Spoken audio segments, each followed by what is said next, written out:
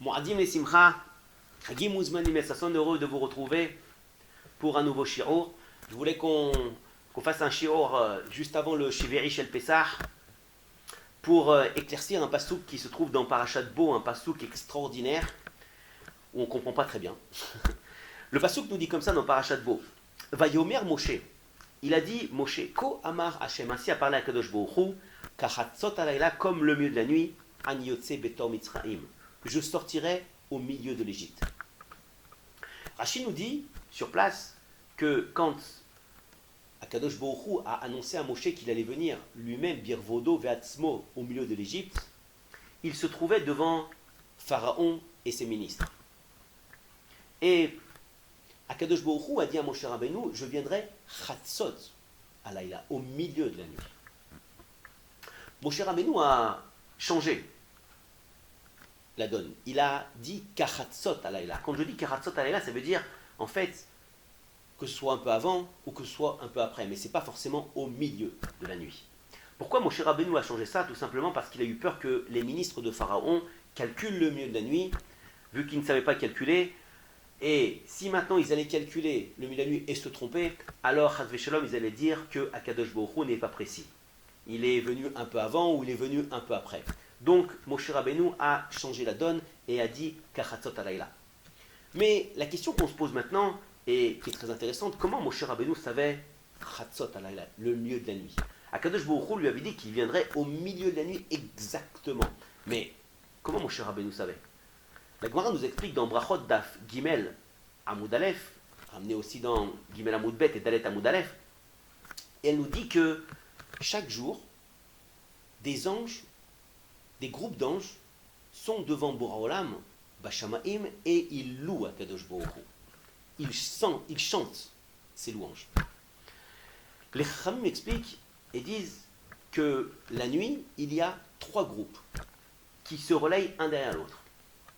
En fait, ce qu'il faut faire, c'est couper la nuit en 3 parties. La première partie, elle commence quand la nuit tombe. Et elle finit, quand on se trouve bien sûr pas en ville, mais en campagne, elle se finit quand l'âne braie. Dès que j'entends la nuit un âne qui braie, ça veut dire que la garde d'en haut a changé. C'est le début de la deuxième garde et la fin de la première garde. Maintenant, la deuxième garde, elle commence quand l'âne braie. Mais le milieu de la deuxième garde est au moment où les chiens aboient. Et c'est quand? C'est Chatzot. Chatzot, c'est le moment où les chiens aboient. Et Moshe Rabbeinu le savait. La troisième garde, quand est-ce qu'elle finit? Elle finit quand le matin, ça dépend si on est en été ou en hiver, l'enfant, vers 4 heures du matin, commence à pleurer pour demander le lait de sa mère. Moshe Rabbeinu savait cela. Savait que Chatzot, c'était mamash quand les chiens allaient aboyer. C'était le chidouche que je voulais ramener. Je voulais vous dire quelque chose que j'ai vu et que j'ai expliqué parce que cette semaine, elle m'a un peu perturbé. Beaucoup même, je dirais. Parce qu'on a entendu des rabbanim qui sont décédés, beaucoup qui sont fatigués aussi, qui se trouvent à l'hôpital. Et ça m'a beaucoup perturbé. Il y a un sefer que je vais vous ramener maintenant et qui s'appelle Ta'ameh Aminagim. C'est un livre extraordinaire. C'est un livre ashkénaze.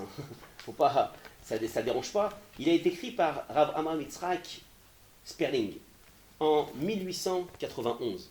Ce livre-là ramène à la fin de son livre, il ramène quelque chose qui est extraordinaire.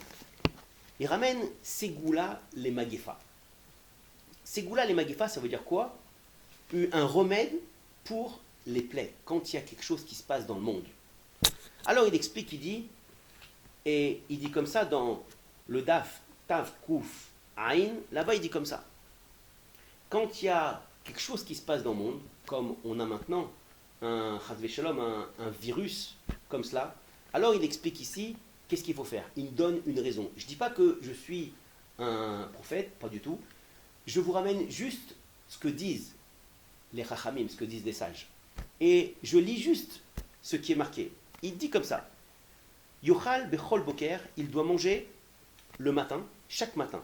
Miyom shenishma sheitrila magefa, du moment qu'il va entendre le début de cette plaie-là.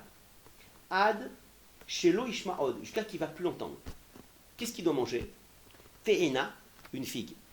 Dainu, grogeret, achat, une figue, une petite figue. Im egoz, avec une noix, achat. Melach et un peu de sel. Comme ça, il ramène.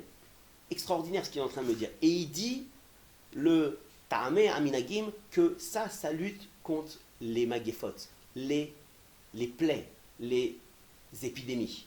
Et il dit en bas, il dit un hédouche extraordinaire qui ramène au nom d'un grand Gaon, il dit qu'il a vraiment testé cette chose-là, c'est Badou Koumenu, ça a été vérifié et testé.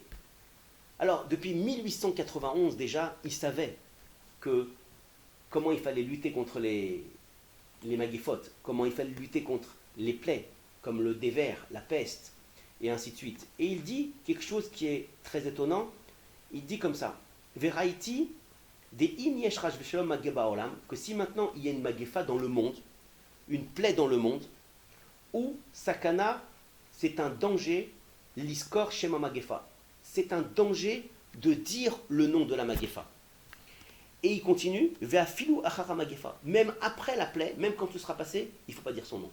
Pourquoi? Parce que chas v'shalom, ça peut être mazik, ça peut être néfaste.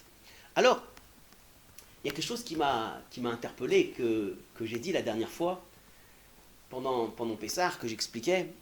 Il y a ce qu'on appelle, une chose qui s'appelle la charoset. La charoset, c'est le mortier qu'on a mangé pendant Pessah, le premier soir de Pessah. Pour ceux qui sont en Chutz La'aretz, le premier et le deuxième soir. Et il y a plusieurs façons de faire le mortier. Et les Chachamim m'expliquent, et ils disent que il y en a qui ont l'habitude de mettre des amandes, des dattes, des figues, des pommes et des noix. Ça dépend. Il y en a qui rajoutaient du vin, il y en a qui rajoutaient uniquement des dattes avec des pommes, et ainsi de suite avec du jus de raisin, et il y en a qui mettaient des figues avec des noix. Alors quand on voit un petit peu que ce qu'elle nous a demandé de faire à Kadosh Baruch Hu, le premier soir de Pessah, de mettre mamash, le mortier, c'est-à-dire que quoi? De mettre une figue ou une date ensemble avec des noix, c'est bidiouk. Exactement ce que nous dit le Tarma Minagim. Que en fait, c'est pour lutter. Alors après, quelqu'un peut me dire, mais tu sais, Akadosh Baruch Hu, il n'existe pas, tu as vu toutes les personnes qui sont décédées. Quand je lis ça, et quand je fais le rapprochement avec ce que j'ai fait le premier soir de Pessah, je peux vous dire que Akadosh Baruch Hu, il est présent et il existe. Et la preuve, elle est ici. C'est que Akadosh Baruch Hu, le premier soir de Pessah, et elle n'est pas venue par hasard, cette plaie-là, cette magéfa. Elle est venue, mamash, le premier soir du Pessah, Akadosh Baruch Hu a dit, je vais essayer de sauver le Ham Israël. Et Akadosh Baruch Hu, il n'a pas dit, je vais essayer. Il a dit, je vais le faire. Cette plaie est tombée juste au milieu de Pessah. Elle va sortir. Mamash, Bezrat Hashem, elle sortira avec Pessah aussi. Mais en tout cas, quand on voit qu'on peut manger le mortier la veille de Pessah, comme le dit depuis 1891 le Rav Sperling, alors là, je dis bravo.